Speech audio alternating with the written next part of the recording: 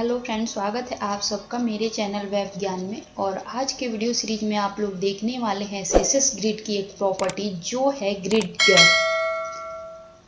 अब यहाँ पे मैं आपको बताना चाहूँगी कि ये जो प्रॉपर्टी है ग्रिड गैप, इससे रिलेटेड कितनी प्रॉपर्टी है। तो मैंने यहाँ पे 3 प्रॉपर्टी का नाम लिखा हुआ है। जो यहाँ पे पहला है वो है ग्रिड रो गैप, एंड जो दूसरा है वो है ग्रिड कॉलम गैप, और जो तीसरा है वो है ग्रिड गैप। यहाँ पे जो तीसरा प्रॉपर्टी है ग्रिड गैप, ये क्या है कि ये इन दोनों का शॉर्ट हैंड है। तीनों प्रॉपर्टी को हम लोग प्रैक्टिकली यूज करके देखेंगे कि इसका यूज कैसे किया जाता है और कहाँ पे किया जाता है। तो उसके लिए चलती हूँ मैं अपने HTML वाली पेज पे। यहाँ पे मैं आ गई हूँ अपने HTML वाली पेज पे, और यहाँ पे मैंने क्या किया कि पहले से एक पेज क्रिएट कर लिया है फ्रेंड्स।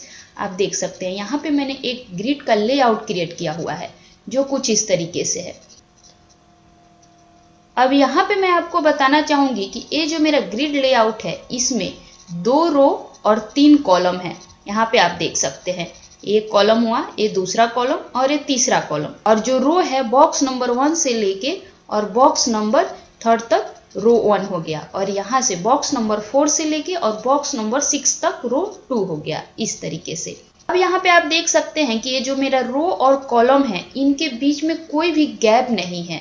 जैसे कि यहाँ पे मेरा ब्लू कलर का बॉक्स है, उसके बाद ग्रीन कलर का है, उसके बाद रेड कलर का है। इन तीनों के बीच में कोई गैप नहीं दिख रहा है आपको। अगर आप चाहते हैं कि इन तीनों के बीच में कुछ px का गैप हो तो वो आप किस तरीके से देंगे, उसके लिए मैं आ जाती हूँ अपने CSS वाली पेज पे। अब यहाँ पे CSS में आने के बाद यहाँ पे जो मेरा मेन नाम से क्लास है इसके अंदर मैं अपना प्रॉपर्टी यूज करूंगी जिसका नाम है ग्रिड रो गैप।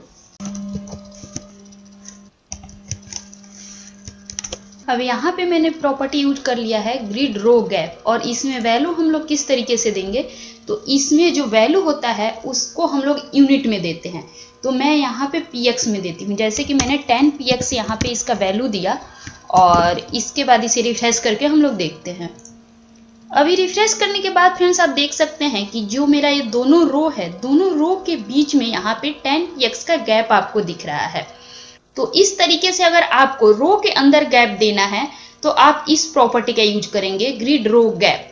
अगर आपको कॉलम के बीच में गैप देना है तो उसके लिए आपको इसका अगला प्रॉपर्टी यूज करना होगा ग्रिड कॉलम गैप।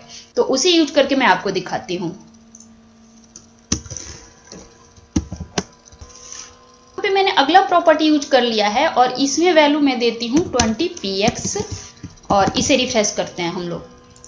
अभी यहाँ पे रिफ्रेश करने के बाद आप देख सकते हैं कि ये जो मेरा कॉलम है, कॉलम के बीच में 2 कॉलम के बीच में आप जो गैप देख रहे हैं ये 20 px का आ रहा है। तो इस तरीके से आप रो और कॉलम के बीच में गैप देना चाहे तो दे सकते हैं। अब इसके बाद जो इसका अगला प्रॉपर्टी है ग्रिड गैप, उसका यूज किस तरीके से किया जाता है वो मैं आपको बता दूं। तो इससे पहले मैंने आपको जैसा कि बताया है कि वो जो प्रॉपर्टी है इन दोनों का शॉर्ट हैंड है, तो उसमें क्या होगा कि इन दोनों का वैल्यू इकट्ठे यूज होगा। अब मैं यहाँ पे यूज करके दिखा रही हूँ आपको। यहाँ पे मैंने ग्रिड गैप प्रॉपर्टी का यूज कर लिया है, और इसमें मैं क्या करूंगी कि इन दोनों का वैल्यू लिखूंगी। जैसे कि यहाँ पे ग्रिड रो गैप में मेरा 10 px है, तो यहाँ पे सबसे पहले मैं 10 px दे देती हूँ, और इसके बाद जो ग्रिड कॉलम गैप है यहाँ पे 20 px है, तो मैं 20 px दे दूंगी। यहाँ पे ध्यान देने वाली बात ये है फ्रेंड्स कि अगर आप इसका शॉर्ट हैंड यूज करते हैं ग्रिड गैप प्रॉपर्टी, तो इसमें जो पहला वैल्यू आप देंगे वो क्या होगा कि रो के लिए होगा, यहाँ पे रो में गैप देगा। और जो आप सेकंड नंबर पे यूज करेंगे, जैसे कि मैंने यहाँ पे 20 px यूज किया है सेकंड नंबर पे, तो वो क्या होगा कि कॉलम में गैप आएगा, यहाँ पे आप देख सकते हैं। और अब मैं क्या करती हूँ कि ये जो 2 प्रॉपर्टी यूज की हूँ ग्रिड रो गैप और ग्रिड कॉलम गैप, इन दोनों को मैं कमेंट कर देती हूँ।